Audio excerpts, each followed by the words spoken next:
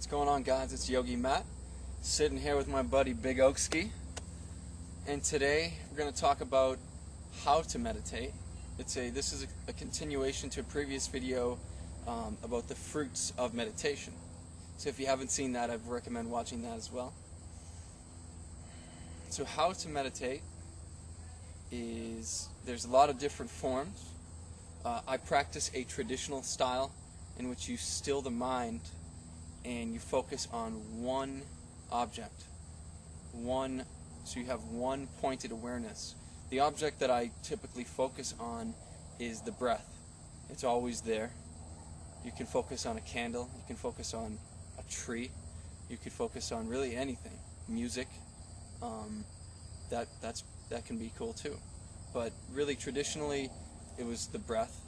And there's so many benefits to focusing on the breath because you ground into your body and into the earth, and you get connected with your power. So I'd recommend the breath.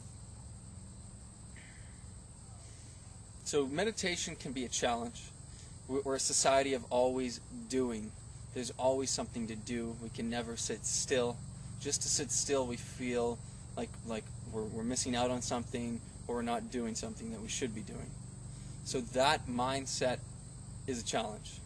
But there's many benefits to meditation, to focus, being able to have one pointed focus. And then once you develop that ability to concentrate, then you can go back into the doing realm and actually be more productive and efficient with whatever you're doing. So traditionally, you just sit. You can sit cross-legged. You could sit on your knees. I sit on my knees. You can sit in a chair or even lie on your back. So there's really no right way to sit. You want to be comfortable. So, and if you're not used to it, or if you don't have much practice with exercising, the body will probably get pretty uncomfortable sitting. So that'll take practice, but over time you'll be able to sit longer and longer. And you want to, and ideally, you can meditate as long as you'd like. I'd recommend really, to get the benefits, 15-20 minutes. 15 minutes would be a good place to start. Even though I have experience meditating, it takes me sometimes 5 to 10 minutes just to really settle down. So the mind's chatter's really just kind of really noisy, and then after, you just keep coming back to the breath. And after about 10 minutes, sometimes it's pretty instant. You sit down and you just come into a meditation. But some days it's not so easy. So I ask that you be gentle with yourself. It requires a gentle effort. So the practice is to come back to the breath. So you're sitting and you're focusing, you bring your attention to the rise and the fall of the breath. You bring your attention to the sensations of the breath. And whenever the mind wanders, so you'll notice it wanders quite a bit, especially if you're new to it, you just want to come back to the breath. You acknowledge the thought for what it is. That's a thought. Don't judge the thought. If you judge the thought, that's going to take you on a tangent. You're going to start thinking about whatever it is you're thinking about, and before you know it, you're not meditating at all. You're just thinking about not meditating or trying to meditate. So just acknowledge the thought, come back to the breath. And then once you develop some skill, you'll have a few breaths of just concentration, and then the thought will arise. That's okay. Don't judge it. Come back to the breath.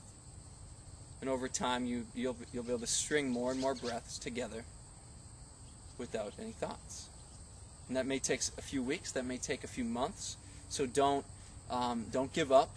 It can be very frustrating, but when you get frustrated and start to really not want to be thinking, that's going to really pull you out of the practice.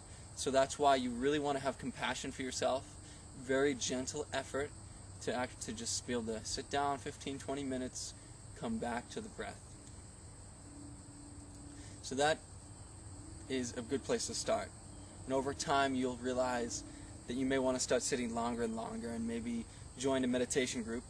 I really dig the group energy of meditation. It brings a newfound effort and focus to the group. Sometimes when you're by yourself, it can be a little bit of a challenge. really stick to one practice for a little while. So I recommend the breath. And if that is just sitting completely still is unbearable, you can add in a mantra, oftentimes, or even a rocking. So oftentimes when I'm sitting on the knees, I begin to rock forward, forward, and backwards, and forward and backwards. So on the way back, I'll inhale, and on the way forward, I'll exhale. So then you're connecting breath and movement, which is a little bit more to focus on, so that if that sitting still is too much, you can do this. And then if you want to add a mantra, you can inhale on the way back, Ram on the way forward. A mantra is pretty much a sacred word, a Sanskrit word, and Ram is the vibration of the heart. So if you want to develop compassion and love, that's a good way to combine the two practices, a metta practice, which is considered a love practice.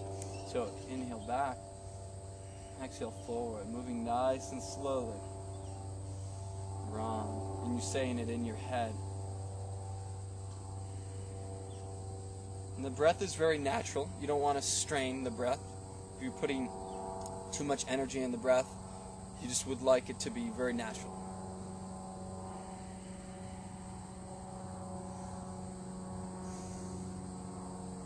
Just sitting outdoors, if you can hear the birds and some type of bugs, it's kind of nice.